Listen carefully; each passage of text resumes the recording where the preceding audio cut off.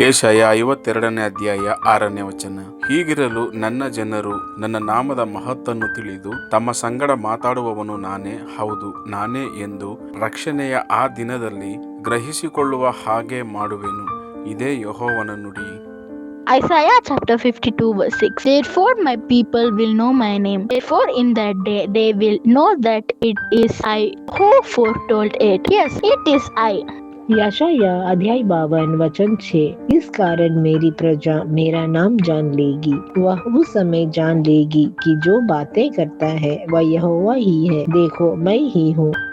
ஏசாயா 52ஆம் அதிகாரம் 6ஆம் வசனம். இதின் நிமித்தம் என் ஜனங்கள் என் நாமத்தை அறிவார்கள், இதை சொல்லுகிறவர் நானே என்று அக்காலத்திலே அறிவார்கள்.